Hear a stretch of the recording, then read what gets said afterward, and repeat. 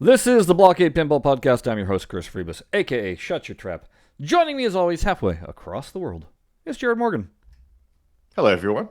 How you going? Oh, look. Yeah, Jared has Artwork. decorated because some of you complained. Yeah, that's right.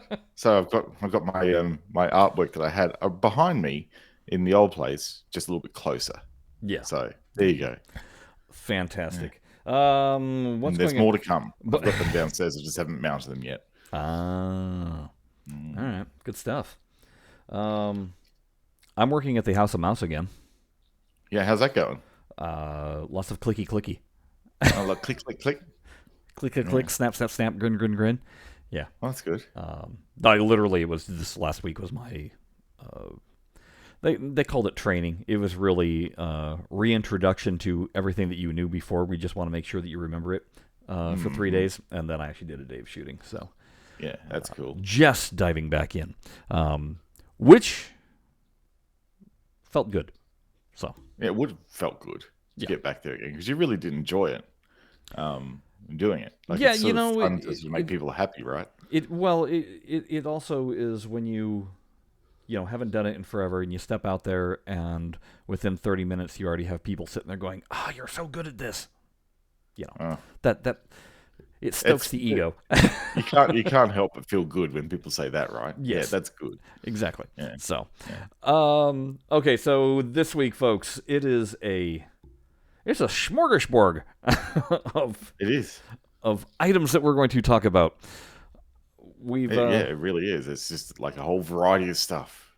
You're gonna get a taste of everything this week. Yeah, we tend to we have a lot of those shows. We haven't had a speculation show in forever because there hasn't been much for us to speculate about. We'll get back to one of those. It was like for a while there that was all we were doing. So we kind of seem to go through cycles, don't we? We do. Yeah. It all depends on the news because we are a news show about digital pinball after all.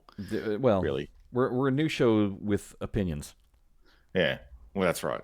Yeah. Which most news shows are, or talk shows really are. Well, when it comes we to flick between formats. I was going to say, but when it comes to the pinball world, it's amazing how many things that I'll watch on YouTube, pinball related, where people don't bother stating what their opinion is, as if they're afraid that they won't be getting stuff anymore. Yes. We don't have that problem. No, we don't have that problem. We've actually been encouraged to just please state your opinion. Yeah, that's right. Yeah. Which we'll be happy to continue doing. Yeah. Basically. Okay, so I don't know if you've been paying attention. Jared, you've not been paying much attention to this, correct? I don't think so, if I think it's what you're going to be talking about. Yeah, that's what I'm going to be talking about. You know what I'm talking about. All right, so here's the deal.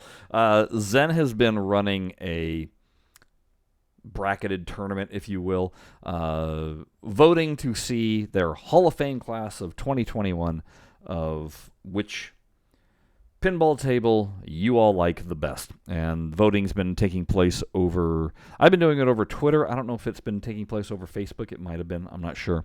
But Twitter's mainly been where I've seen the votes going in. It looks a little something like this. There it is. So there it is, and you can see how everything's gone. Some of these have been neck and neck with who has beat out the other table. Some of them have been landslides. But it's interesting. Where we're at right now, folks, is this. Right here. Sorcerer's Lair versus Wild West Wampage. Wesley Wabbit. Wild West. Oh my God, I can't speak that one at all. WWR. This is where we are right now. The final vote is happening between these two. And I'm going to reveal in a moment what the current percentage is. And let's just say I don't agree. But it seems a little bit unbalanced. A little bit unbalanced. A little bit. You would think it'd be a little closer at this point. But I thought maybe we could run through real quickly which would our choice be. Which did we vote for? So right here, V12 Biolab. Oh, it's Biolab. Exactly, because we hate V12. It's horrible. Shaman versus Pasha. I go Pasha really because I don't like Shaman. I'd probably have to agree with you there. Oh, it's by like Like mere points. Like only. I'm neutral on Pasha. I don't like Shaman. So You're correct. So Yeah, so I far really don't like the bracket is how I would have placed it. I really want to see Shaman in VR. It would make so much more sense in VR. If I could see it in VR, I'd probably change my opinion on it. Yeah, but I have a feeling. I also think that Shaman has some wonky code. Oh, okay. I think that's also my other. It's either that or El Dorado that I have the problem with on the code. Yeah. But anyway, Rome or Mars? Mars. Mars is a pretty good table. I don't mind Rome in the least, but I often don't play it either, so it's kind of weird. I don't really either. I can't really. I haven't spent enough time on it. Is my actual problem with it. So anyway, and then we go Biolab versus Pasha. I think I went Biolab because I played it more, even though I don't understand it. Probably for the same reason as well, which sounds really like a cop out, but yeah, really, I don't really play Pasha that much. I think my problem with Pasha ultimately comes down to why would I play Pasha if I could play Tales of the Arabian Nights, which it clearly wants to be. So yes.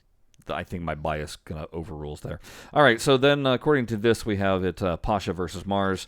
I think we both agree Mars advances. Yep, yeah, for sure. All right, here we go. Wild West Rampage versus Tesla. Oh, Wild West Rampage all day. As much as I enjoy the look of Tesla, I hate the code of Tesla. It's just not a fun shooting table. It looks beautiful, but I don't think it shoots very well. So yeah, Wild West Rampage. Excalibur Adventureland. Well, see, I do like Excalibur. And I do like Adventureland. I'd go. I'm actually not a super huge fan of Adventureland. It's not really a table that I enjoy playing. I don't know why. I think it reminds me too much of some of the carnival themed Williams Ballet tables. Okay. And I think for some reason I've got like a deep set hatred for those tables. I don't know why. So I think Excalibur for me. My issue with Excalibur is I find it repetitive. And so it's like the same shot over and over and over again to me. That might necessarily be true, but just how I've played it, that's how it winds up being. So that's what. But to say the least, obviously, Adventureland is probably deeper gameplay. I don't like the theme. Right. I don't like all the crazy carnival antics in it. It just doesn't appeal to me. To say the least, Excalibur won on that. Excalibur versus Wild West Rampage. I'd say definitely Wild West. It's a deeper game. Yeah, and that's what I picked. So all right, so far we're here the same. And then when you go Mars versus Wild West Rampage, it's Trixie's. It is. Mars is better now. Like if you're going FX2 version of Mars, then Wild West all day long. Yeah. The new version of Mars is much better, and unfortunately, also the way that I've been playing in VR, I played a bunch more of Mars than I did of Wild West Rampage. Yeah, because it looks really good. Yeah, and so I think that's why my tipping point went to Mars. But Wild West Rampage, obviously, clearly moved over. You got it. I would have gone Mars there. Let's go over here. El Dorado versus Sorcerer's Lair. Again, not a fan of El Dorado. No, Sorcerer's Lair would have gone through for me there. Yeah. Paranormal versus Castle Storm. Oh, that's a tough one because I like both those tables. See, I don't like Paranormal much. See, I do because it reminds me of Bonsai Run, and I really like that. Yeah, I think my problem with Paranormal is so much of the playfield is wasted.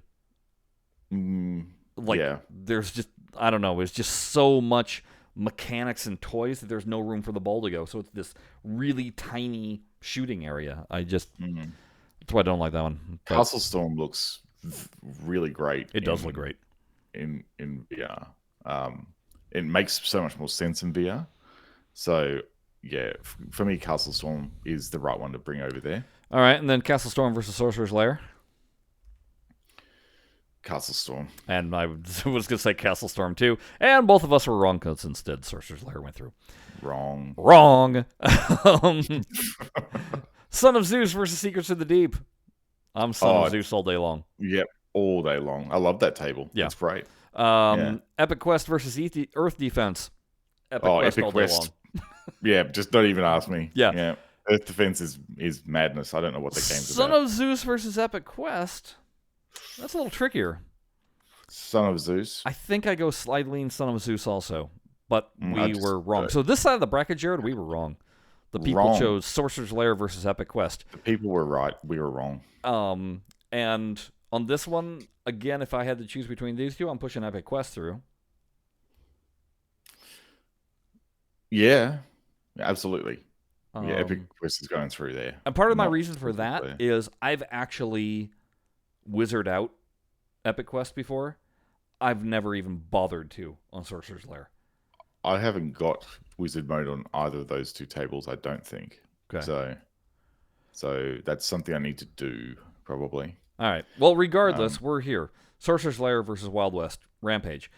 As you may have guessed, since we kicked Sorcerer's Lair to the curb way back here, Jared and mine's, well, I don't know. My choice would be Wild West Rampage. It's a game. Sorcerer's Lair has been around for years. It was one of Zen's first attempts at. It's the free table on FX2. Yes, it's been around for years. And look, it's got a solid enough rule set in it. It's easy to learn and probably hard to master. Although probably not for some people on the leaderboards because it's based on the scores. But true. I think it's one of those games that feels good to shoot. Like it's a fun game to shoot. The shots are fun. But Wild West Rampage, again, I haven't really got too far in WWR. I haven't either, but I have a fun time going where I've gone. Yeah. It's very much a spellathon, though. It's yes, but you know why I like it? And actually, I mean, I think this is what my tipping point is. It's Addams Family.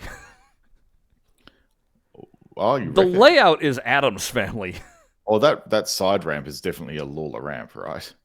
I mean, it's the pop bumpers are on the same side. The mini flippers on the same side. You've got the shot right up the middle. You've got the side flipper with the two lanes, which would be the train and I forget what the other ramp is called. It is Addams heavily Family. Addams Family.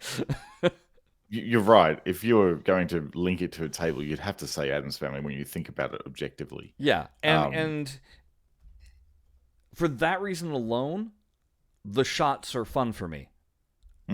That's true. They are fun shots. So that's kind of like, even if you're terrible at pinball, you can always get that top center shot. Like you just shoot it up the middle of the table and it goes in. So you sort of get progress that way. So anyway, that's my. So what would be your ultimate pick be? My ultimate pick? Yeah, between those two. Between those two, you and flick back, and I'll have a look at the. No, because I already moved on to the next screen because it's a surprise. So between Sorcerer's Lair and Wild West Rampage. Okay, if I was going to pick it, yeah, I'd like to hope it was Wild West Rampage. Well, Jared, I have some bad really news. Would. Wild West Rampage is having its butt handed to it. It's 27.5% to 72.5% Sorcerer's Lair. I reckon there's a whole lot of mages out there that have got like Twitter bot followers gaming that survey. That is here's what I don't outrageously understand. Wrong. When you come down to the finals of a bracket, they should be like that. They should be relatively close. That's a curb stomp. Yeah, that's right. I mean, that's not even that's Sorcerer's Lair going. Yep, no, I'm going to magic you into another dimension. WWR. And I can't wrap my head around it. So if any of you want to explain to me why it is why Sorcerer's Lair is there, the king of all tables, please inform us. Drop us a comment here. There is one theory, and that's because it's their free table, and everyone has played it. Everybody has played it. True. And that's probably the only data point here we can pull on to justify that much headway between wipe screen, Jared. This is fun. Here he goes. He's wiping. Oh no, it's not working, Jared. It made it worse. Yeah. They're all he's cleaning. Oh, kind of. All right. It's really not cool. I'm happy. There we go. Hey, look. Oh, Jared's got the magic eraser. Hey. It's so awesome. I do have the magic eraser, yeah. It's really weird. OBS Ninja, what's going on? I don't know. It only happens on yours. I wish it would happen on mine. That'd be fun. Yeah, we could both draw images or something. Yeah. I think I've got like a beauty spot now. Yep. Here. Oh no, you just added one. There you Yeah, go. look, there we go. I just rubbed it away. Look at that. Wait, you got more. Oh, we're having fun with Jared's pixelization. Yeah, I'm having pixels today. Oh, Jared, let's make sure it's not contagious, okay? Yeah, I'll get a topical cream for it. Yeah. All right. Well, I don't even know where our thread of thought was on that. Just to say the least, we don't agree. No, Other we don't agree. You're all wrong. The public. Please send all hate mail to Chris. It's not really Zen news because this news has been out for a while, but it's more Arcade 1-Up news, is that they finally pushed through the patch that Zen has had ready for some time for their pinball machines, making, by all accounts, Whitewater now playable and Junkyard now playable. Yep. Which is really good to see. Yes. Apparently, though, it's also made other things playable, Jared. Like all the other product lines on the one cabinet, if you choose to flash the firmware from the other SKUs onto your, let's say, Williams machine, you can have Star Wars on there if you want. So that's interesting. So suddenly that $850 price point seems a little better. A little better, yeah, if you're going to the trouble of actually doing a firmware flash every time you want to try new tables out. So here's the interesting question then. Is Arcade 1-Up going to fix that? Or do they have a way of hashing and identifying what SKU you're flashing from into? Or is anybody that's buying these going forward, assuming that the new machines have the updated PCB, will it just include all three? Or, I mean, like, is it possible that they're looking at their price and looking at games, what they're including for basically the similar price, which is all 200s, or not all 200, $200 worth of Zaccaria tables? I don't know. I'm just kind of curious to know if that was just an oopsie or a oopsie. You can do that. Oh, okay. Yeah. Well, that's interesting. And then we'll just walk away slowly from the discussion. Well, I mean, that's really good for people who have had trouble getting their hands on one. But it's also kind of potentially good for people who are on the fence about buying another cabinet, because we have to realize and acknowledge that, you know, these people who buy Arcade 1-Up machines, they do like to actually collect the cabinets. Yes. That's what they buy it for. So this could also be a sales opportunity for people who want to try the other versions of the games and see if they actually want to go all in and actually pay the $650 US for the other cabinet or not. So, you know, while this may or may not be an accidental move, it could potentially result in some more sales as a byproduct. Or it could just mean that people start sideloading Marvel onto their Attack from Mars, or actually the other way around, probably. Yeah. From Marvel to Williams. Yeah. I would say. I was going to say, or it's going to prompt a new firmware patch promising even better gameplay, and then it knocks everybody back down to only being able to have whatever SKU it was that they were purchased, and everybody's going to be then posting, "Don't update!" I would say probably if you have an Arcade 1-Up pinball machine, you should download all three firmwares now. Yeah, and keep those safely stored somewhere on your computer, your Windows computer, not your Mac, because it doesn't support that. I was looking at the technology they're using to flash this, and it, like the image flashing thing that you do. I mean, the video that they did was pretty self-explanatory. It was well done, guiding you through how to do the flashing process. And I'm going, wow, that's some pretty old tech that they're using there. Kind of interesting. But look, it gets the job done. Yeah.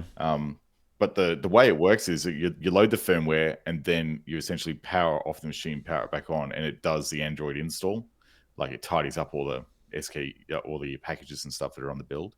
So it's very much like, you can tell it's definitely an Android-based system, because it's sort of, you deploy the firmware and then you let the device restart and it installs the firmware, which is very much like when you're flashing a custom ROM onto your Android phone. So yeah, that was interesting to see. Anyway, it's good news at least that finally went through. Oh, the fact that it's out, that's great. I mean, how long has that been now? 6 months? Oh, yeah. Well, something like that. I'm not sure how long Zen's had it available, but it's been a couple of months. Yeah. So. Yeah, at least a couple. Although 3 months feels like 6 months at the moment, so who knows? Right. It could be 2 years. I don't know. I don't even know. Yeah, something like that. Okay, another thing. If you follow our Twitter, which if you don't, what's wrong with you? Why not? Yeah. We don't spam you much. If you follow our Twitter, you'll notice that I posted something there that was a free running in the world's largest pinball machine. So this has been going around the internet, this thing. This is Red Bull built a giant pinball machine on a 45-degree angle. And I thought maybe we would take a quick, brief glance at it. First, that's one hell of a rake, You're right. So I'm going to leave the audio sound off so because don't get done. Yeah. So I mean that's the first person view, folks. That's kind of he's legging it up there. That's like walking up and down your roof. Yeah. I've done that, and it's easy. Pretty slick. Yeah. He's stuck it there. Yeah, he slides rather nicely. Yeah. And then we go into this video, which I'll let you guys view on your own at some point. But let me just kind of give you an idea of free running on a 45-degree angle pinball machine. It it's weird. I mean, there's some gravity defying like that. It's just a bizarre move. That's cool. Yeah. The little flippers move, or the big flippers. Big flippers. So, anyway, it's cool. It is. It's. I can see this being a music video. This could easily be a music video. Oh yeah. Totally. Yeah. It's like pinball around the world. That's what it is. Which I believe was a segment on the BlahCade Pinball podcast at one point. Maybe. When we had the full complement of like 8 people on the show. Where we go, pinball around the world. What's going on in pinball around the world? In Germany, there's always nothing. Nothing. Yes. So if you guys want to, check that out, I'm sure Jared will have it in the show notes, possibly. If not, just go to our Twitter. Yeah, you'll see it. Why is my? Yeah, my video. Whoa! Oh, here we go. That was wacky. Okay.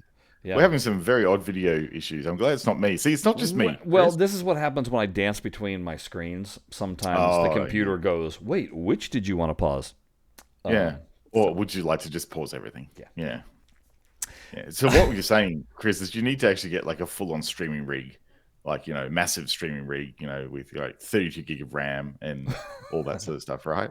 And like, 5 array of hard drives so you can like record everything really fast. Because that's a need, not a want. And also like a RTX 3080 in there as well, right? Yeah, should we just put that on a wish list? Somewhere. Yeah, and someone can just, right? Someone can just accidentally buy that for us. Gift that to us, right? Sure. Yeah, that's right. Because those are so easy to get a hold of right now. Easy. Yeah, computers are easy to get. You know what? I was watching a thing about, because I didn't quite understand what the chip shortage was all about, why it was. And the brief explanation basically came with, as COVID was about to hit, all the companies decided, hey, we may not be selling as many things, so they canceled a lot of their chip orders. Oh, really? Yeah. The cancellation of the chip orders obviously caused the chip manufacturers to slow down, and then COVID went full lockdown. But yeah. And everybody had that panic of, oh, what's this going to do to our economy of our business? So they really stopped ordering chips.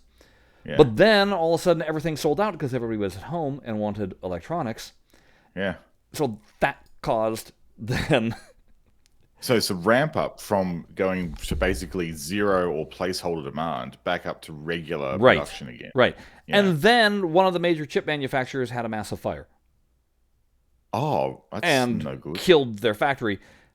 And they said it takes something like 3 months to make the superconductors or the whatever I don't know what you call them. The semiconductors. Semiconductors. Anyway, it takes that long. 3 months. So they were saying that it's not just the computer industry that's or electronics industry that's having an issue. Car manufacturers, they said there's like 60,000 trucks at Ford sitting built just waiting for a chip. Yeah, waiting for the ECU. Yeah. And so everybody is now waiting. And so they didn't... Obviously, they thought that there was going to be less demand. Instead, the demand like quadrupled by the consumers, and then all the companies were then lagging behind. So this is why this whole shortage... So it's just basically wound up being a giant snowball effect of, oops, Yeah, well, that was something we didn't really expect. No. No. Yeah.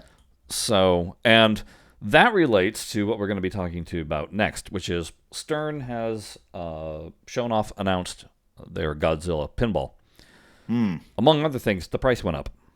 Now, did the price go up because they're including this new bit of tech where you're able to scan, scan your thing?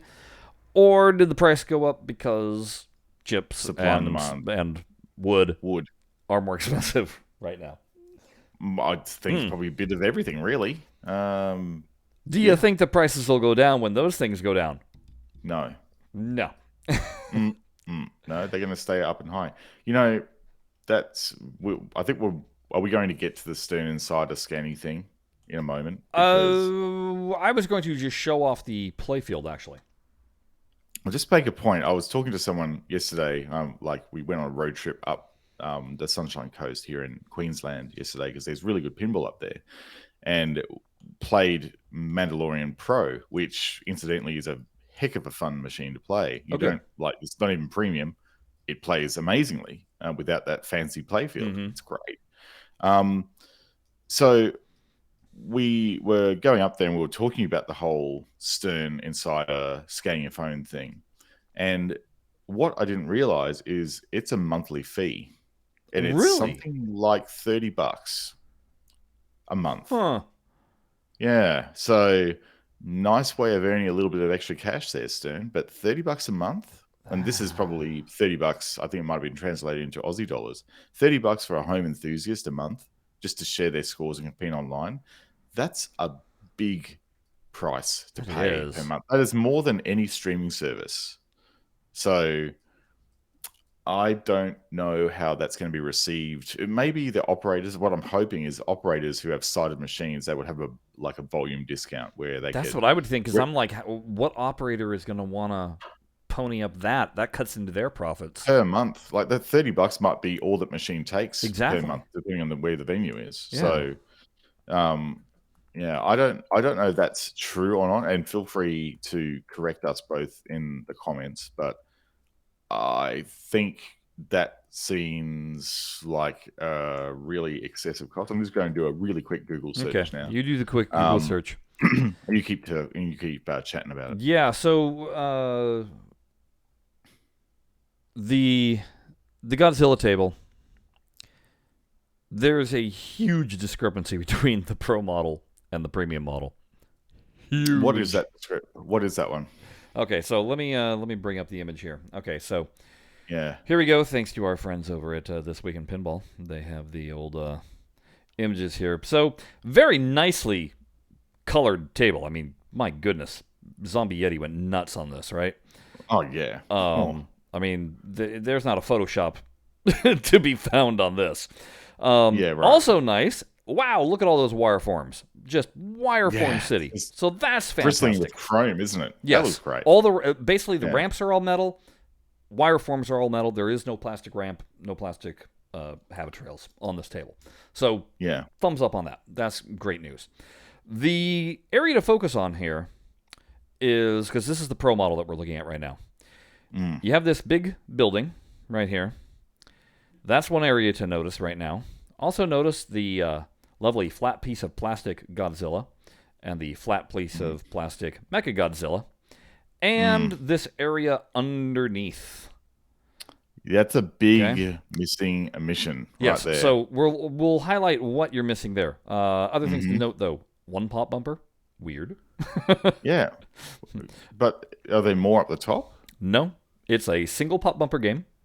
That's unheard of in a Stone Machine because, like Gary is like, no, each a Stone Machine isn't a Stone Machine unless it has 3 pop bumpers minimum.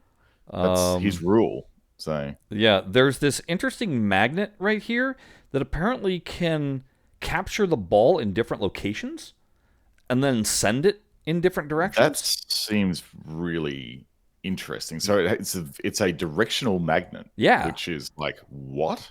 How's yeah. that work? So that's kind of Yeah. cool. Just again shaking up where the gameplay is. And Um, this is another Elwin, isn't it? Another yes, Keith. yes, And this is what we see with these new designers coming in. They bring in new mechanisms that you just don't see with some of the older designers. right. That they're Okay, so really let me thinking. keep on scrolling down. Here is your premium model. Now, quick look. Yeah, now we have a 3D model Godzilla toy, 3D Mecha Godzilla toy.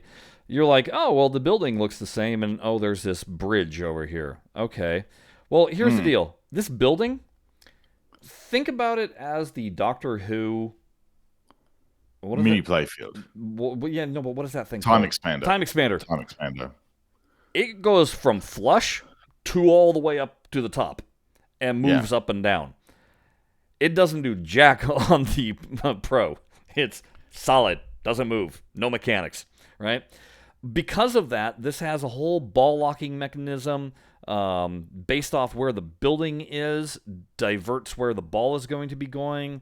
Um, this whole bridge thing does a collapse, meaning the balls can be sent off it and redirected. in all sorts of various manners. There's going to be some close-ups of this in various pictures. Also, Yeah, this whole mechanism here that I was talking about, it rotates. yeah. So It, there's all these stand-up targets right here. Rather than having to hit them with your side flipper, it rotates into the front, and then you can hit them with your lower flippers. so the Pro is absolutely toothless Yeah. in this Also, particular Mecha game. Godzilla has a magnet which can be suck up the You can ball. trap it. Yeah. It's just full of tech. Like the premium is like this one is not one. It's basically the same as um Swords of not Swords of Rage. I'm what is it? Oh, mind blank. Black Knight, Swords of Rage Pro Yeah. versus Premium. Okay. Like completely different game. Yeah. Yeah. Let's see if we can look at some close-ups. That's your LE, which doesn't really matter. Who cares about LEs? Like, you buy the premium. Who Yeah. cares about signature? So here's I know. the close-up of the magnet with the where it can obviously Move. magnetize any which way you want. I'd love to see that thing in action. Yeah, that'll be interesting to see. And I'm not sure if it can hold multiple balls at the same time or not either. Probably can. It's essentially like the spinning disc on Twister and on well, what is it? Turtles. Okay. But with way more tech in it. Yeah. I'd love to see the mechanism below that thing. So here's your pro version of the building. Like I said, Oh, I mean, it doesn't. The building itself doesn't look bad, but it doesn't move, folks. it's it's very much the same as looking at the pro version of Stranger Things versus the premium. yeah, It's a very different machine. yeah. You know, And I'm the building moving up and down. All I can think of is Earthshaker's Just earthquake collapsing. collapsing, Yeah. which wasn't in.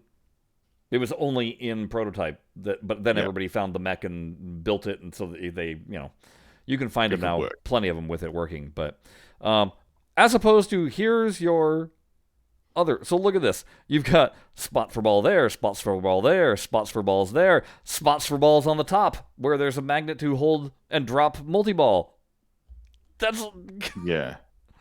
It's so much stuff going on there. a lot of difference happening. That's a big lot. There's your difference. And bridge. there's the bridge.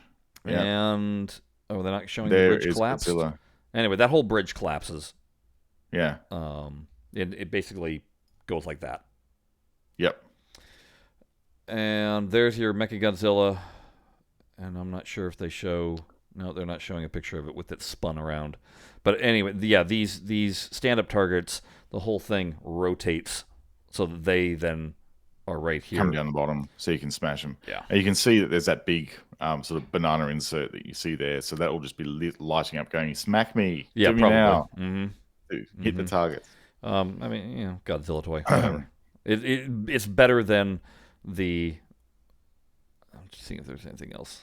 No, that's about it. It's better than the flat piece of plastic, which when I saw it, I was like, seriously? Ugh. Really? Because how much is that Godzilla toy? Really? I understand the Mecha Godzilla, because it actually does something. It actually has a magnet in it, right? But the regular Godzilla, you couldn't... Everybody's going to go find a little $5 rubber toy and mount it on there. Yeah, sure.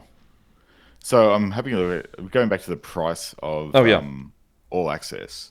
So I think it's linked to, if you're a Stern Insider, which you can join up for free, the basic access version where you can, look at their podcasts and forums and stuff like that. Then you've got the All Access Pass. Now it's not a month, it's $39 a year. So that's not terrible. Okay, that's better. That's okay. Like $39, $40 a year US per machine, probably. It doesn't really say that. There's not a lot of information because you need to sign up for the service. And, there's that. Yeah. So, but there's a few images up there that people have grabbed before they lock down the site. So you can do this on Godzilla, Led Zeppelin, Jurassic Park, Black Knight, Sword of Rage, and Elvira. Because eventually you're going to be able to do it on every single Spike too. That's correct. Yeah, they're going to be rolling out you can go and buy the aprons that have the little scanner in it, or you can just put the scanner in separately. There's a little hole you can put it in. Mm-hmm. So you can retrofit this technology onto any Spike 2 machine, which is pretty much any game that has for $700. $700 for it, hey? Yeah, that's pretty expensive. Yeah. So it's $200 wholesale for the retrofit kit, and either $200 or $300 extra for machines shipped between launch and 2022. So the wholesale kit that is, you put it this way, you won't be able to buy it for $200 as a retail customer. So that's what I'm saying. I could have sworn that Kerry Hardy was saying that it was maybe he didn't actually say the price. Maybe what he was saying was the difference. Oh no, I know what it was. The $700 is how much more expensive Godzilla Pro is from what was the last machine they came out with? I guess it was Led Zeppelin. It was, unfortunately, Led Zeppelin, yes. Anyway, there was a $700 price increase for the Pro. Yeah. I think it's a $1,100 price increase for the Premium and a $1,300 price increase for the LE Premium. The LE, limited edition. Yeah. Anyway, I don't know. It's like Stern's making some cash grabs there. They're definitely making some money, but this is like this whole subscription business. It's kind of a guaranteed revenue stream. It is. So you can see why all these companies are doubling down on it. It's a thing. But yeah, I think the retail is looking like about $300 for the actual scanner. Okay. Because there's a post here by Kay D'Angelo on the Tilt forums that says the MSRP is $6,199 for a Pro, and then the Insider Connect equipped is $6,499. Mm-hmm. So it's like $300. So you, like the retailers, the agents will get $100 from it. Right. What's interesting as well is on the whole, limited edition market and stuff, it looks like Stern is going direct to customer in their sales model now. Yeah. They're actually not going through distributors. And so down here in Australia, we're going to see less LEs coming into the market down here. Like we already didn't get a lot of LEs down here, but we're going to see even less. And that's like infuriating some of the really rich people down here. They have a lot of money to spend on games. Mm-hmm. So everyone's going boo-hoo, just go and buy premium. Yeah. Which is the solution, because there's heaps of those. Well, the funny thing, and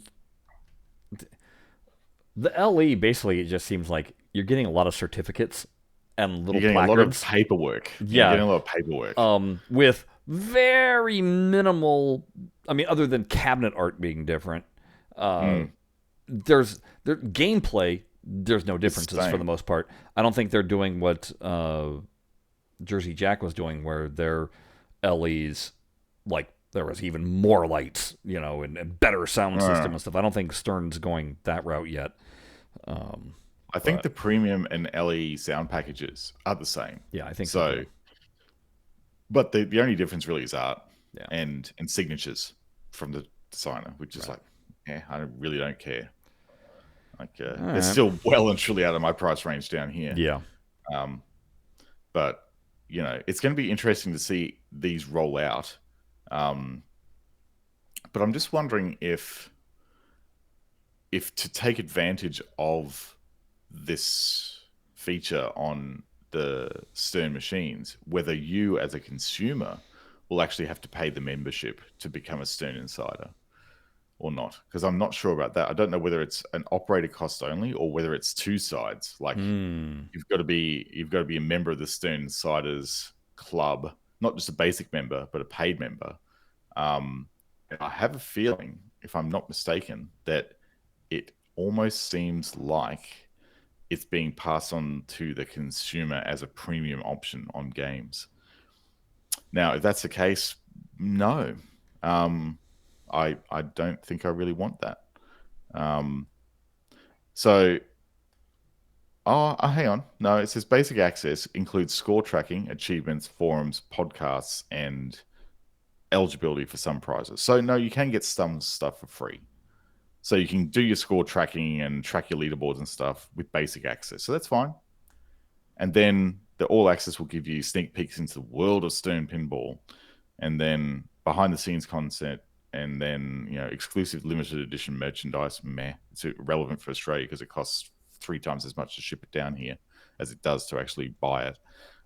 Limited access to purchase limited edition pinball machines. So essentially, it's the same as Spooky Pinball's Fan Club, where Fan Club members get early access to the ordering backlog first for limited editions, and then special game-related content, which is coming soon. So there are subtle differences between it, but I'd be just going with the basic access. Thanks very much. I don't care that much to actually have all the other stuff.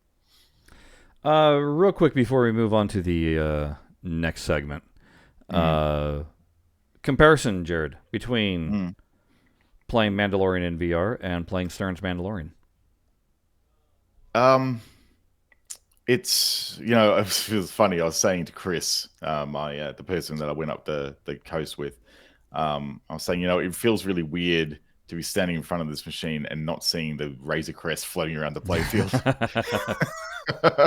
But what is interesting is that I think probably playing the two, Stern's done a better job. Okay. Of the game. They've really got the flow down on this game. It is, even the pro version, all the shots feel great. I was able to consistently hit the major ramp shot like 5 times in a row to get back into the mini playfield again. So that felt really satisfying to go, yeah, I'm dialed in within the matter of 2 games and I'm shooting that ramp really consistently. Whereas, strangely enough, I didn't really feel that level of dialed inness on the VR offering from Zen. So again, it is because it's a different medium. But still, I really do think Stern have done a very credible job with this license, and the sound and the sound package is way more dynamic on this than it is on Zen's offering as well. Okay. Like, everything sounds really good and really high fidelity, whereas everything on the Zen version, the soundtrack doesn't really come through as crisply as it does on the Stern one. So, because they had this one cranked, and I don't play the game soft when I play it on VR. Like, I have it at a reasonable volume, and it just doesn't have the same dynamic feel to it. So yeah, Stern did good. Okay, good to hear. All right. So in case we made mention of this, and weekend 1 of this has already passed. There's another weekend of it coming up on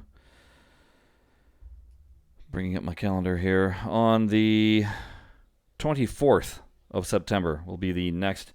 What am I talking about? I'm talking about the auction of the Banning Museum of Pinball collection of games, basically. So it was arcade and pinball games. They have over 1,100 of them. Of that 1,100, I believe about 700 of them were pinball machines. Selling the works. And Just so fire sale. yeah. I think they were hoping that they'll be raising $7 million worth from this collection.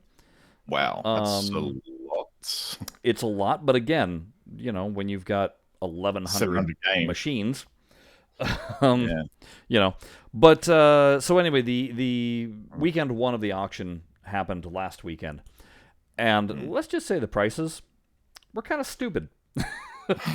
Welcome to Australian pricing, Chris. This is what we're paying down here for the games. Let's go through them, shall we? Okay, we're going to go through this, and I want you folks to keep in mind here also.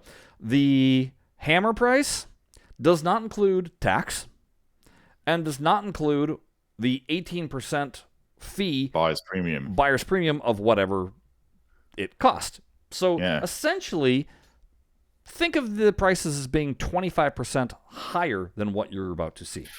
Which is going to make you, when we actually reveal some of the prices on these things, go, WTF, mate? Yeah. Right. I'll also point out, like I said, I've been to the museum. I've played their machines. The machines played really nicely. But these are not collector's editions. These are machines. Right. These are not pristine machines. They're in good condition machines. The playfields, by and large, weren't like hammered. So they're really good player condition. Yeah, but anybody that's looking to bring one of these into their home with their other, brand new mint machines or whatever, you're gonna have to do some restoration on these. The cabinets. Yeah, the cabinets aren't anything to cheer about, and you're gonna have some broken plastics here and there, and you're gonna have some. None of these are modded. None of these have amazing. These are stock standard pinball machines. Yeah. Okay, so here we go. Bam-o! Let's just start right off the top here. Well, hang on. A Gottlieb Amazing Spider-Man? Yes. Okay, so this is a System 80s era. Actually, System 80? System 1, maybe. Gottlieb for $3.50 US. This was your 25%. Right, and this was the very first table to come across the auction, right? My thing is, look at here. We have an EM for $2,600. 8-ball How champ. How long ago was it? $2,300. Waterworld, $4,900. It's Waterworld, people. Look, I've seen them go for $4,900 Australian. Spanish Eyes. You can play this in the Pinball Arcade. $2,700. When you were playing Spanish Eyes, were you thinking, wow, that's a machine I need to own? No, not for that price. Let's see. Here's another EM for $1,700. That's probably about the lowest you're going to see in EM. I do laugh at this Special Force Pinball from Bally, only $1,900. That's a System 11, isn't it? Yeah, it is. That's going to be the lowest System 11 you'll ever see. I've got a bargain there. Like, really? Yeah, that one. That was probably the bargain of the whole show, I think. Let's see what else we have. Comet, $3,000. Here we go. Hollywood Heat for $3,500. This is that Miami Vice knockoff. It's not that good. Really. Diamond Lady, $3,800. Big House, $5,300. Like, I didn't know Big House. I don't even either. Jacks to Open. Jacks to Open, $2,800. Lights, Camera, Action, $3,000. Gladiator, $2,900. That Jacks to Open is a Milestar. It's a Gottlieb. It's a Gottlieb distributor version. Okay. So it's not even like a Gottlieb branded. Let me see what else kind of stands out here. Cubert for $8,800. What? Cubert Pinball, $8,800. So hang on, 8,800 will get you a brand new in-box Stern at the moment, or you can have a really old pinball machine that good luck finding parts for it. Because Cubert's one of those ones with the screen in it, correct? I don't know. It's like one of those video. I think it is actually a video. It's like a Caveman, which I played and it's fun, but ain't worth 88. No, let's see at here. all. Spirit. There's a solid state. one of those giant Gottlieb. square Gottliebs, like the yeah. monster Gottliebs, 6,300. I like the right. Followed by Black Hole that only went for 3,800. Do you know what? I actually got the chance for the first time ever to play a real Black Hole up in Sunshine Coast Pinball. Yeah. It's not as fast as the Pinball Arcade version, I can tell you that much. Why do you think I was complaining all the time about it? Yeah. It's a floaty machine. You know what else? Just as a very quick side, you know the gate that allows you to go back onto the playfield again from the lower playfield? One thing that doesn't happen in the Pinball Arcade version is if you trap up on the right and it rolls back over that gate will swallow your ball and send it straight down the outlane. Oh. So that didn't happen in Pinball Arcade. You could trap up all you liked on that flipper. Jerry, didn't you have an opportunity for a Pink Panther? I've got a Pink Panther. $4,300, my friend. Well, I'm sitting on a gold mine then, aren't I? I've got it downstairs in unrestored condition. And 4,300. Wow. Yeah. Okay. That's gives me an idea of price. Let's see. Oh, here, a class of 1812, 4,600. Not a chance. Cactus Jacks, $3,000. I played that at 3 grand's worth. Raven. Now, you know what? I played a really nice Raven. Okay. And it's not terrible. Like, there's some fun shots on that table, but it's not $2,400 either. 24 plus 25% of that. Yeah. It's like, no. These are just the Gottliebs. We're not. Oh, Rescue 911, 3,700. Freddy, 5,800. Look, I played Freddy last night, and it's not bad either, but it's not nearly a $6,000 machine. No. Let's see what else is. I think a lot of Gottliebs. Well, this is what they auctioned off first. Was the Gottliebs. Get the Gottliebs out of the way first. Yeah, get them out of the way. Trying to see if there was anything else that was interesting in the... Okay, now we're into the arcade games. I'm going to skip past the arcade games, get back into the pinball machines. Okay. Because I don't know what the prices of any of these are either, although I'm sure that they were outrageous too. Yeah, probably.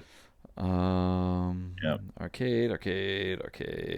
Lots of arcades. Looks like they really got rid of their arcades in a big bulk lot as well. Yeah. So many arcades. You know, there's there's going to be some people out there that are going to be very excited. I saw something in Zaccaria. Oh no, it's just Quasar. No, that's a Zaccaria video game. Yeah, I was like, because I know they have Zaccarias there. So yeah. Arcades, all the arcades. Oh my goodness! Oh, here we go. Now we're back into. Yep. Okay, Mary Shelley's 5,300, South Park 7,700, Baywatch $8,000, Last Action Hero 6,500. Oh man, no. Godzilla is not one you see around a lot. Jurassic Park 8,300. That's the Data East Jurassic Park. You could buy a brand new one, brand new Jurassic Park for that price, and I guarantee it's better. Oh, yeah. There was a discussion we had on one of our local pinball forums here about what game do you think has a completely redundant upper flipper? And one of the ones that came up was Jurassic Park by Data East, because you can shoot the dinosaur from the right flipper, and that loop really gives you nothing. Yeah. So you could have that flipper completely not working and not miss a single thing. Lethal Weapon for $5,000. Star Wars pinball machine for $8,000. The Data East one. Oh, with the jumping. I may not be a fan of the new Stern Star Wars, but you could get Star Wars Pro and probably have a better time with it than the Data East one. Well, it wouldn't break. So, yeah, it's not 30-year-old boards in it. Yeah. Hey, look, a GNR, Data East GNR for $8,100. That is probably the price for that, I have to say. It's a popular machine. It is a popular machine. I'd say that's, unfortunately... It's still high. That's still on the high side, but not as ridiculous as some of the other ones we've seen here. Right. Simpsons, 8,500. Okay. Look at this. Simpsons Back to the Future, folks. $14,000. $14,000. 13. No way. You could buy a Guns N' Roses Jersey Jack for that. If you could find one. Like, you could have bought the premium or the LE edition of Guns N' Roses for that. And had change. That is ludicrous. The change that you would have paid for the shipping it directly to your house, and you still probably would have had money left over compared to this. Yeah. Wow. Let's see what else we got that's of interest. Looking. Oh, hey, here's another EM that went for less than $2,000. Rare. There you go. Travel your bargain. There's Never another heard of it, but Jive Time, folks, $2,000. Jive Time was the joke of people. Whenever people were like, "When are you going to bring Jive Time to Pinball Arcade?" Because everybody hated it in the Gottlieb Pinball Hall of Fame collection. Well, I shouldn't say everybody hated it, but it was pretty much the joke of that. Yeah. Apollo 13 for 7,700. Grand Lizard for 4,500. High Speed, not the Getaway, just High Speed, 7,200. 7,200. No way. Bonsai Run at 14,500. That doesn't surprise me. No, but it's too high. It is too high, but it doesn't surprise me. A Red and Ted Roadshow for 5. Okay, that's actually a bargain. That's a sleeper hit. That game. That is. Someone got a bargain there. Space Station, Pool of Sharks. Here's my bargain right here. Roller Games for 3,500. I got news for you, folks. Yes, it's on the high side for roller games, but not by much. Like, a lot of times I've been hearing roller games going for about $2,500 to $3,000. So, if anything, I'm happy to know that my roller games will still be affordable if I'm able to buy it one day. One day. One day.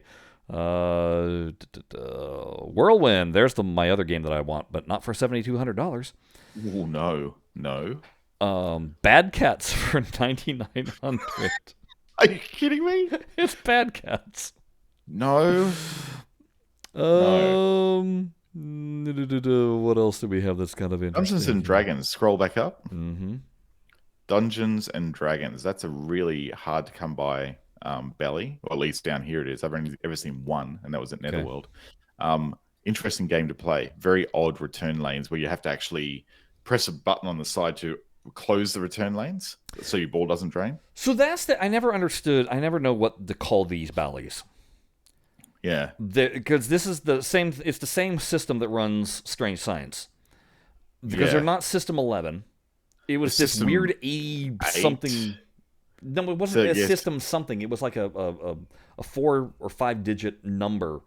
Oh, okay. But Bally had this whole bizarre, like, they were experimenting. They weren't amazing machines, but they were unique, and they were experimenting with all sorts of like wacky in lanes, or like what you're saying with having buttons to push to close lanes, and so the estimated value on that should be about, according to this is Pinside, we should be looking at around, I think, 2.5, like 2,100 to 2,400. So yeah, I mean that's sort of what we're looking at there now. Centaur 5,900. Youch. It's a 6803. Belly 6803. 6803. That's what we were looking for. Yeah. Vector, which I think is a really fun, unique pin, but it ain't a $4,700 pin. It's a $2,000 pin. Yeah. Oh wait, what was Xenon? 4,900. Yeah, that's just, it's not worth that. Medusa 4,800. By the way, I should point out how the auction was going, because they did it live at the warehouse at the museum. They were at this machine, and they had somebody playing it, and then they go on to the next lot number, which was the machine that was right next to it. So yeah, it's going. This is kind of a virtual tour of if you walked into the museum, what it was like, just one game after another game after another game. This is how the row was set up. Essentially, they were doing like 30 seconds or a minute of gameplay on each one. And then they'd move on to a different aisle kind of thing. Like Stars Pinball 2,600 from Stern. Stingray 27. That's a fun machine. All those Stern. Cosmic Princess Australia, Jared, 13,500. Yeah. Wow. Okay. That's that. You see, I saw this on a Meteor, a Stern Electronics Meteor. Down here in Australia, Leisure and Allied Industries had the right to reproduce Okay. the games down here. So they obviously ship playfield parts down here and assemble them down here. So we have some ones that actually are Australian branded Sterns down here. Okay. Which Orbiter is 1, the bathtub table, $5,700. Yeah, they can keep that. Not. You're not going to have $5,700 worth of fun out of that thing. No, you're going to have about I frequently didn't $1,000 have a fun. quarter's worth of fun. I literally would play one ball and then be like, okay, That's enough. Yeah, that's enough. Yeah. Flight 2000, Flight 3,700. 2000, I actually got to play that without a soundboard instance. It was basically plays condition up at some Sunshine Coast because I hadn't refurbished it, but I saw it, then I went, oh my God, I've never played this before because you just turn it on, I'll play it without sound. It doesn't play quite as fast as Pinball Arcade, but it's still pretty fast. So a fun game to play. Okay, we're at the row of Sterns. So Wheel of Fortune, High Roller Casino, Austin Powers, all the awkward 2000s machines. Capcom, Break Shot from Capcom. That's a fun game. It is a fun game. Monopoly for $10,000 or 10-1. Then we're back into some Gottlieb. See what else. Genie, 2,800. That's probably not bad for that, actually. I mean, you can buy Pascal boards to actually get rid of the horrible System 1 spider chip on those. Right. So, was Force 2 another one of your machines? I've got a Force 2, yeah. $4,300. $4,300, eh? Yeah. Right. The other one you've got to look out there is Timeline as well, because that's the third machine that I have. Just seeing. I don't think there's a Timeline I don't yet. Think we saw it. I've been looking out for it, and I haven't seen it yet. All right, so here we go with Hercules. That's the giant pinball machine. 18 grand. That's not worth 18 grand. And maybe the timber is in the current market. If you think it costs a lot to ship a regular pinball machine, now imagine shipping a 6 foot long or wide. I don't know how wide that thing is. It's massive. It's massive. The Jetsons, 5,700. Thunderbirds, 4,500. Oh, it ain't worth that. Oh wow, Spook Show. I played that last night as well. That's not worth 11. No. AC/DC Lucy, 12 grand. Yeah. Probably, Ghostbusters, 10. Now we're getting into the 17 grand for a head-to-head joust. Wow. Jeez. Okay, I mean they're hard to come by, but yeah. Dr. Dude, 5 grand. Party Zone 4-2. That's the same era. Yeah. Black Rose, 5,300. Elvira, Party Monsters is 8,200. Not for that version. Dirty Harry, 9 grand. The Shadow, 6. Creature, 11 grand. Oh, this is where we're getting into the good prices, Jared. We're getting into top I was here. tweeting or messaging Jared because I was watching this live and just updating him while he was at work. So Creature, and I was just staggered at these prices. Creature, 11 grand. Here. Twilight Zone, 15 grand. That's unmodified, unmodified stock standard Twilight Zone for 15 grand. Judge Dredd, 9,500. Popeye for 6,100. Even Popeye gets $6,000. That's like World Cup 64. $8 grand for Doctor Who. $8 grand for Doctor Who. So this was an interesting auction to watch, the NBA Fast Break. So NBA Fast Break, 2 people bidding. First one for 68. 2 people were bidding. Boom, 6,800. Next one goes. Same 2 people are bidding, and it got too high for the guy that won the first one. Yeah. And then it went for $8 grand to the other person. Because you can guarantee he wanted to link a head-to-head on the game. Yeah, he did. Yeah. Addams Family Gold Edition, 22,500, folks. Oh, just get a regular Addams Family, put the ROMs in. Save yourself the money. With the ROMs in, and then go buy some gold pop bumper caps and go powder coat the rails gold. And maybe spray paint the bookcase gold, and voila, gold edition. Gold edition, yeah. AFM, 10-2. 10 a quarter. Scared Stiff, 8,500. Champions Pub, 9 grand. Wow. Circus Voltaire, 11.5. That's way too high. And then Tails for 14. Another Guns N' Roses LE right there. Walking out the door. This one kind of blew me away. Cactus Canyon, 12 grand. Someone obviously wants that for the continued set. But here's the thing. But the thing is, that they're should have gone remaking it. Right, and I think that hurt the price. Because if I'm not mistaken, that's about the going price that Cactus Canyons were going for previously. Anyway. I know that Farsight paid a buttload of money for their Cactus Canyon. They said they never told me the price, but they said it was the most expensive pin that they purchased. Yes. So and 6,500 for a Pinball 2000 machine. Yeah. Yeah. Good luck with that. Guardians 13, Avengers Limited 12.5, Stranger Things 11, Jurassic. This is sort of these prices are within the sort of ballpark for resale on Spike 2s at the moment. Right. Jurassic LE 13. Yeah. Elvira 14.5. Pinball Magic, good table, 7 grand. Yeah. Theater of Magic, 11,000. I love that they had those back to back. Yeah. Who done it? Embryon. Here's your wide bodies, your ultra wide body Bally's. Okay. So Embryon 49, Space Invader 7. It's about the artwork, I think, because it's not a great table. Sure. I don't like. Future Spa 31. That's pretty. Future Spa. It doesn't exactly go in everybody's home.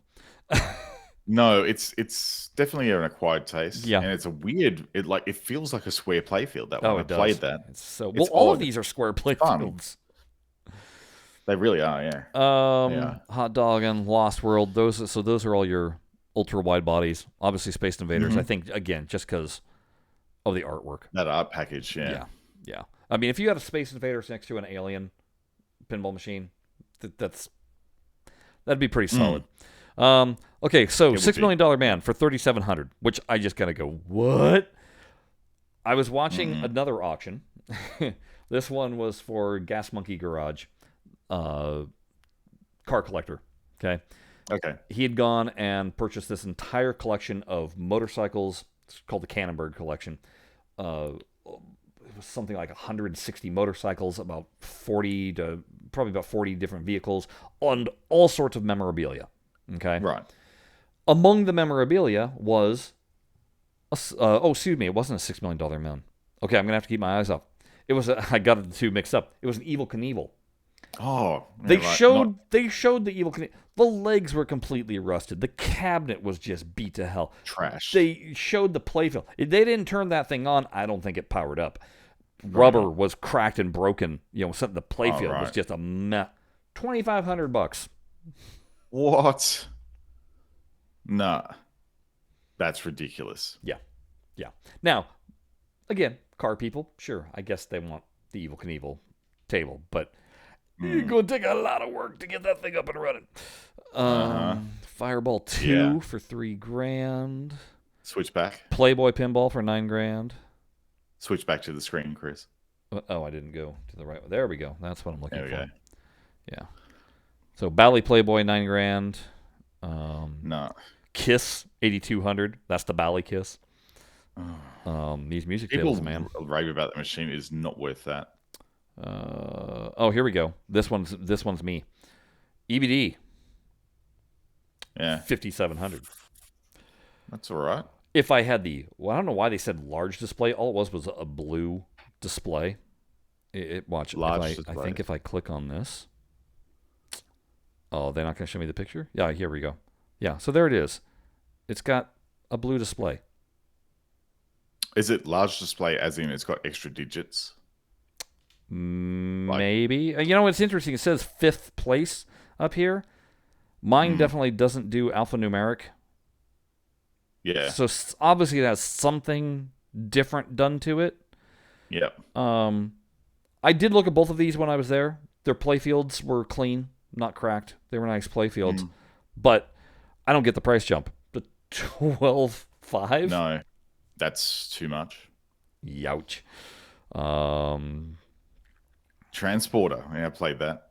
Yeah. That's an interesting game. Sea Witch 3,700. Iron Maiden 8,500.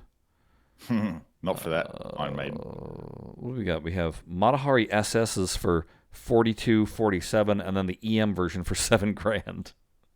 You know, that Iron Maiden pinball machine Stern 1980, I wonder if someone thought that was the later model Iron Maiden. Right? And they went, it's bargain. It's like, no, it's you're going to be sadly disappointed when you get that one home.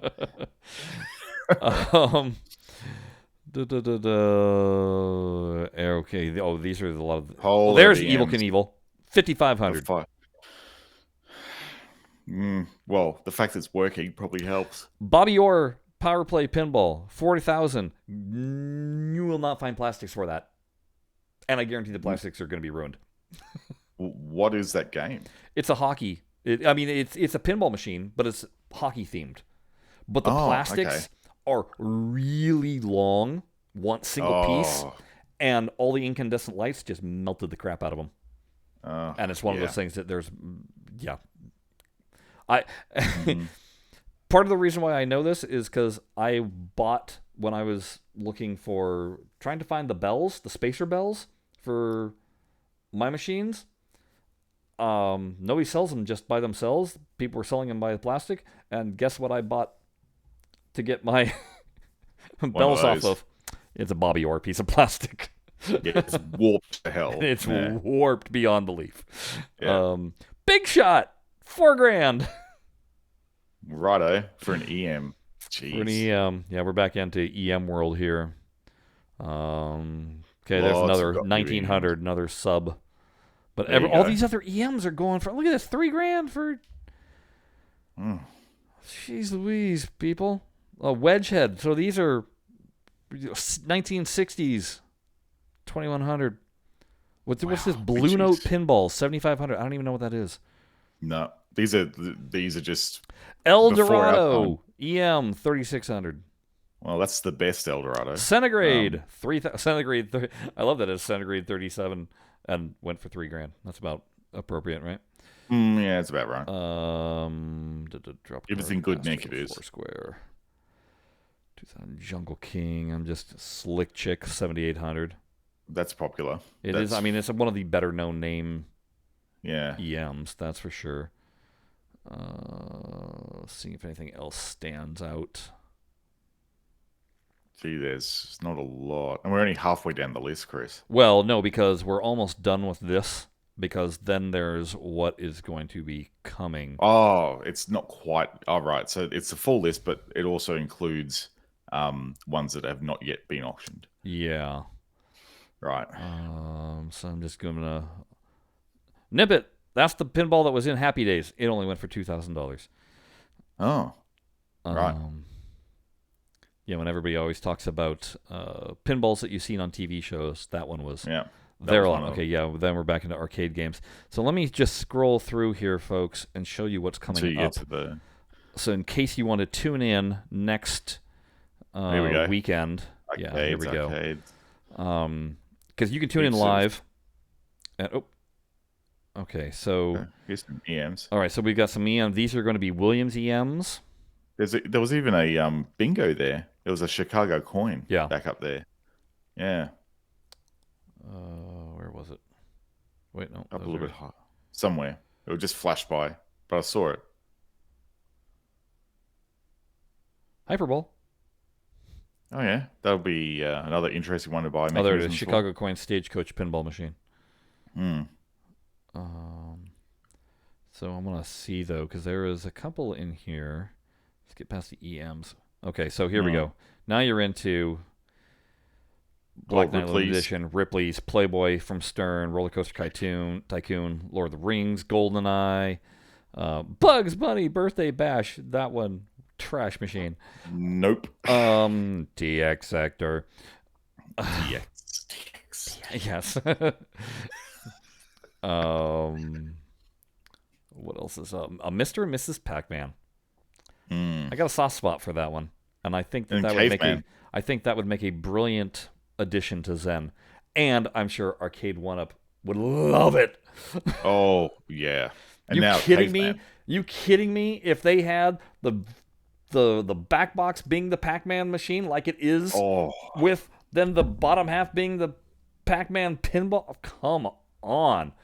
Excuse me, that's Baby Pac. Excuse me, that's it. Baby Pac that I'm thinking. Mr. and Mrs. Pac-Man is true, nothing, 100% pinball. Oh, that's right. Yeah. But Which they need is to the do one that I Baby. prefer. I prefer that one. Baby Pac is kind of weird, wonky. No, Caveman. Now, I played Caveman. Yeah. It is brutal as a game. It will destroy you. It is so hard. Trying to think of what other Cyclone. Mousing around there. Mousing around, right. Space Shuttle. Firepower 2. Firepower, I'm going to need to keep my eye open and see what that one goes. Yeah, that's right. Blackout Gorgar. Stellar Wars, yeah. Jeez. Primus. Big Buck That's Sopranos. Indiana Jones. Curious to see how that'll go for a pretty penny, I'm sure. Oh, probably. Unfortunately, isn't it? Oh, here we go. There's the Zax. So they have Farfalla. There's the Zax. Yeah. Circus. Combat. Locomotion. Devil Rider. Magic Castle. Zancor. Time Machine. Pinball Champion. Devil Riders. So, yeah, I played these there, and this is where I gained appreciation for Magic Pixels physics. Yeah, because they're pretty accurate. Well, yeah, there's a different flipper mechanism going on with these folks. They have a really steep flipper. But it's the timing too, and the strength of them. They're not Williams flipper mechs, so that's why I'm saying they actually did a good job with their physics. When truth be told, Full Throttle. I played a Magic Castle yesterday, actually, not at Netherworld, and it was a completely different experience to the one at Netherworld. Well, the one at Netherworld has weak flippers, and the rake on it is set way too steep for that era of game. Here's one, Domino's Spectacular Pinball Adventure. So that's one of those custom... That's custom ones. Mm-hmm. Alice Cooper. NBA Basketball Stern Rare. I don't know that one. Safecracker. Dialed In. Yeah. Some more AC/DCs. Iron Maiden. Iron Man. Aerosmith. Batman. Funhouse. T2. Getaway. Johnny Mnemonic. Whitewater Hurricane. Another Indiana Jones. Yeah, but that's the Williams solid state. So that's going to go for $20,000, I reckon. Yep. Yep. Star Trek, Demolition Man, Diner, No Fear, Congo, Jackpot, Flintstones, Fish Ales, Junkyard, Medieval Madness. See, there again, I'm wondering what that's going to go for, because it used to go high, and then the recreation came out, so I don't know what that's going to... I think that's going to sit at a reasonable price, maybe. Super Mario Mushroom World. I think we're back into arcade games, and I know that there's a few more. I think some of those belly solid states of the 90s era, we're gonna be having this discussion again next time we meet at how ridiculous those prices have gone. We will probably have a follow-up to this. We'll do the same thing next time we meet and just go over the ones that are yet to go. There we go. But Granny and the Gators. I haven't even heard of that one. Oh, excuse me. That's not... Excuse me. I thought I was doing EMs. Here we go. Now we're back into these EMs. Blah, blah, blah, blah. EM. Yeah. Lots of... there's a head-to-head soccer. Yeah. There's an Elvin Jeanco. Yeah. Joust again. Yeah. Joust. TNA. Deadpool. Here's the highway version of Alien Pinball. Wow, that's going to go. Which, yeah, that'll be interesting, because it turns out that it is different than the Pinball Brothers. They made some changes. Yeah, the Highway Pinball had more premium stuff in it. Wizard of Oz, Mando, Rick and Morty, Elvira, Avengers, Whitewood prototype. Wow. Okay, someone's going to be buying that Pirate for a lot of money. Prototype. Big Bang Bar. Big Lebowski. Magic Girl, one of only 16 made. They wouldn't let you play this one. Version. Yeah, they wouldn't let you play this one. Well, that's because it was incomplete code as well. Yeah. It didn't actually work. It looked nice. So there's where, if you want to tune in, folks, this is the ones you want to tune in for. Because I have a feeling these are going to go. Because where else can you get buy a Whitewood? That's nowhere. And everybody wants Big Bang Bar. Yeah. And Big Lebowski is like, good luck finding it. And then the Magic Girl one, yeah. Beatles, those ones, Jersey Jack, Guns N' Roses, Jersey Jack's Pirates, Wonka, Another Simpsons, Family Guy, Lord of the Rings, Tron. Tron's probably going to go for some dough. Yeah, it will. NASCAR, Spider-Man, Harley Davidson. Yeah, if that one goes for a lot, I'm going to just like punch somebody. Yeah, you're right. It doesn't deserve it. Walking Dead, Game of Thrones, Monsters, and Ghostbusters. That's it. That's your list, folks. That's geez. The prices so far, like there's going to be some ridiculous prices. Can you see why it's sad that this place is no more? Going. Yeah. Can you imagine? This is what I've been saying. Walking into the building, that's what they had. That's incredible. What an incredible collection of pinball machines. Wow. It just is. Your head spun. Yeah, because you didn't know what to touch first. You literally would be like, "Oh, that," and you'd walk up to the table and you go, "But oh, that," and then you walk up. I mean, there were so many times where I played one ball and I looked over and I was like, somebody got off that machine, and then I just walk over and hop onto that one. So many left balls, abandoned balls in that place, I reckon. It's just a staggering collection, and it's such a bummer because where else is that ever going to be possible again? Even the Pinball Hall of Fame in Las Vegas, I think technically it could hold all of these machines, but they're not going to do it that way. They're going to have on site, I think, 400 machines at any given time, and then some out the back. And the problem that I have with that collection, it is heavily EM, heavily. I mean, like, when you look at the list of available games, you kind of scratch your head at what's missing. Right. I mean, for instance, they don't have Whirlwind. What? How do you not have Whirlwind?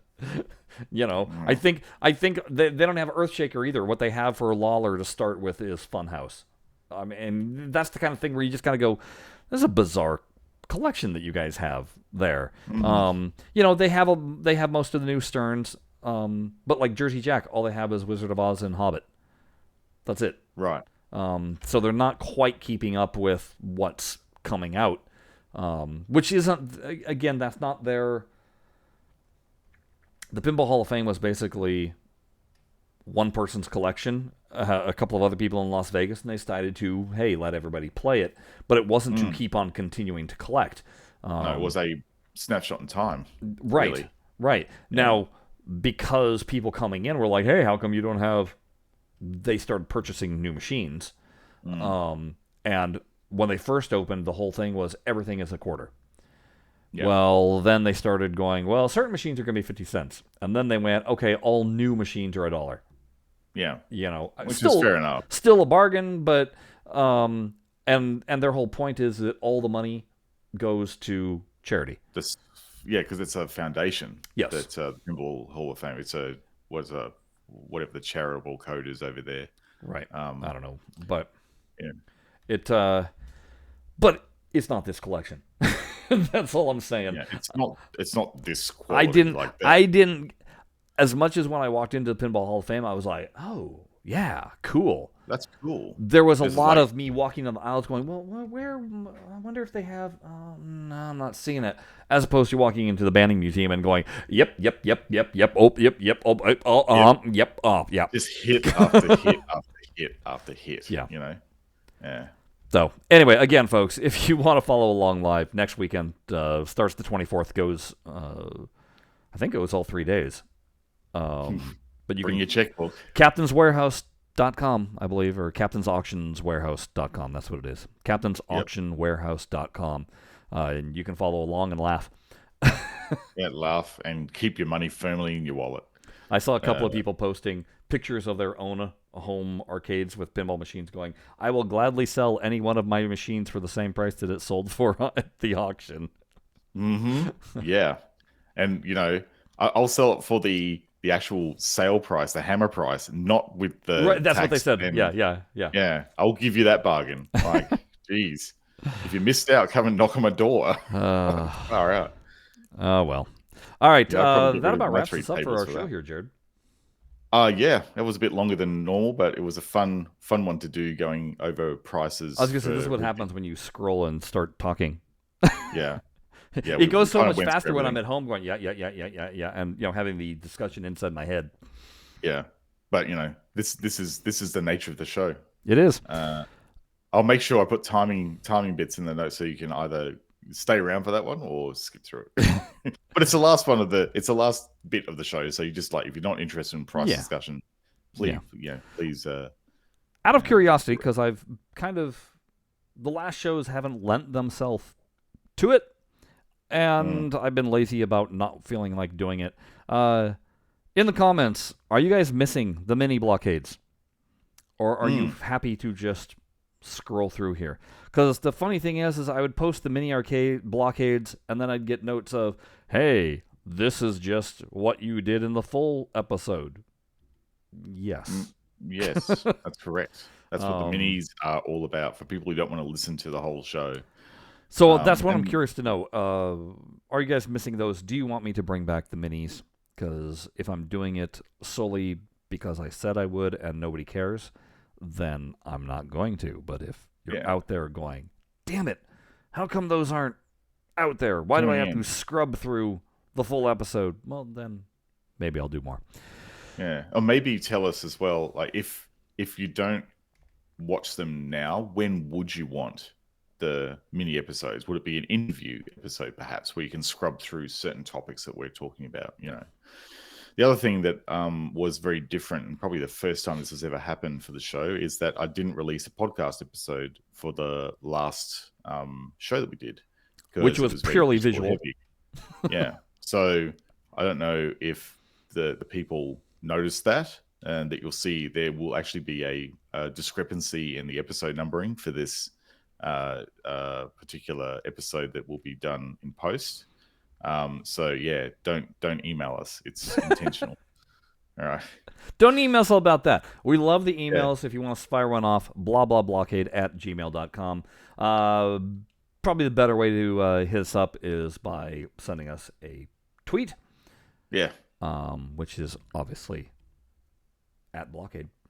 Mm-hmm. And next week, I believe Zen is doing another pinball show. And I'm pretty sure there's going to be some juicy information in that.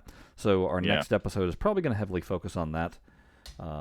Otherwise, as Jared likes to say, stuff and things next time. Stuff and things. All right, folks. Until then, bye-bye. See you later.